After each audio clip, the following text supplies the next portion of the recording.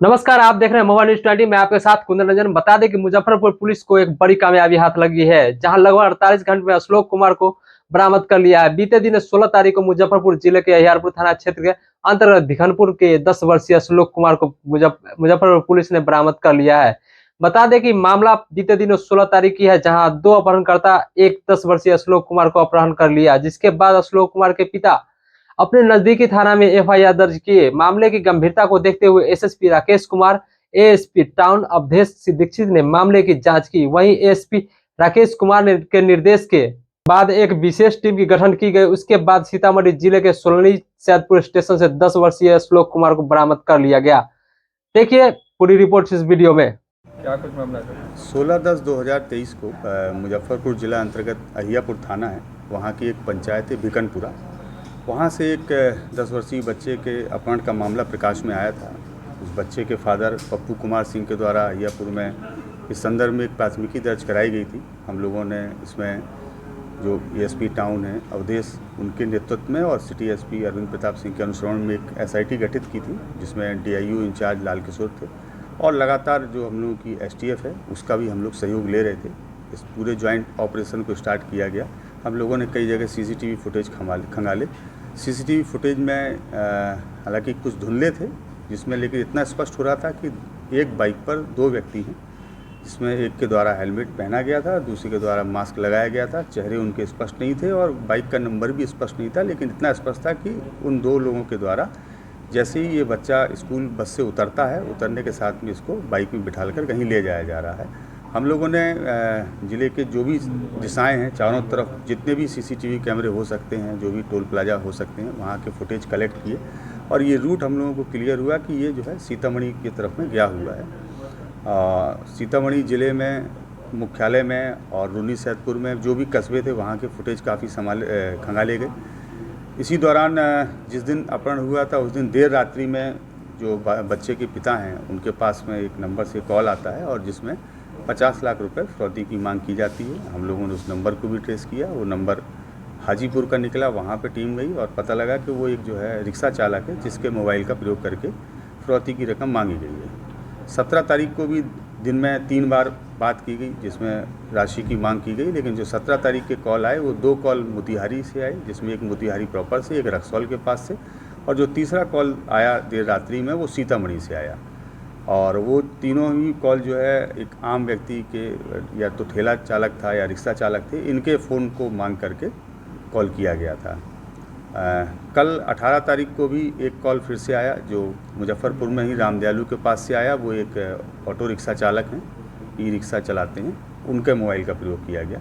तो जो अपहरण करता था लगातार बड़ी सावधानी बरत रहा था और जहाँ जहाँ भी ये जा रहा था चेहरे से इसके मास्क नहीं निकल रहा था, तो चेहरा भी क्लियर नहीं हो रहा था और मोबाइल का प्रयोग ये स्वयं अपना कर नहीं रहे थे।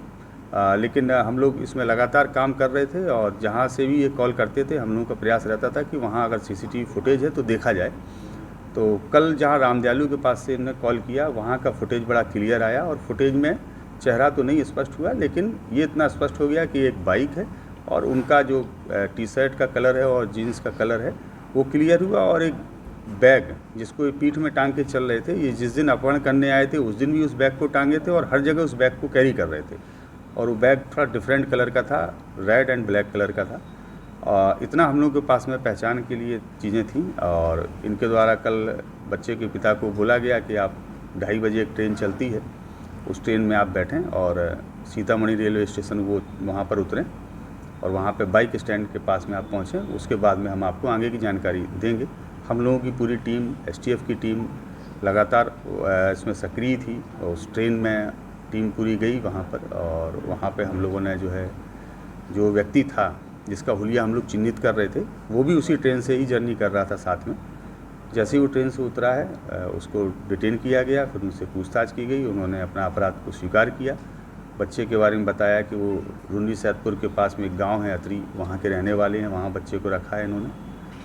अतरी में टीम गई, लेकिन संयोगवश वहाँ पे बच्चा नहीं मिला, चूँकि उनके जो दूसरे भाई हैं वो आईटीबीपी के जवान हैं और उनका नाम गौरव है और वो वर्तमान में प्रयागराज में पदस्थापित हैं और आईटीबीपी में टेलीकॉम सेक्शन को देखते हैं। वो उस बच्चे को लेकर निकल चुके थे। फिर देर रात में काफ़ी सर्च किया गया और फिर फाइनली सुबह अर्ली मॉर्निंग 4 बजे के लगभग रुन्नी सैदपुर स्टेशन से बच्चे की सकुशल बरामदगी की गई।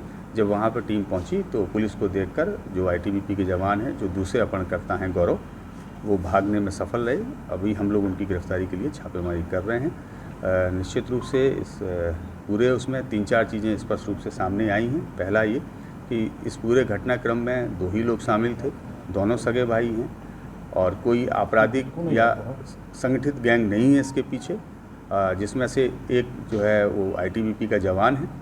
इन लोगों को पैसे की किल्लत थी। इन्होंने अभी हाल फिलहाल में अपना एक मकान बनवाया है जिसमें काफ़ी लोन लिया हुआ था, लोन को चुकाना था, इसलिए पैसे की आवश्यकता थी। इन्होंने बच्चे को टारगेट करने के लिए 2 से 3 दिन उस एरिया की रैकी की। इनका विचार ये था कि वो एरिया ऐसा है जहाँ पे काफ़ी संपन्न घर बने हैं और उन्होंने वहाँ पे देखा कि एक बच्चा ऐसा है जो बस से पैदल जाता है, उतरकर उसका घर थोड़ा दूरी पर है और बच्चा अकेले जाता है, उसके कोई गार्जियन ना लेने आते हैं ना छोड़ने आते हैं।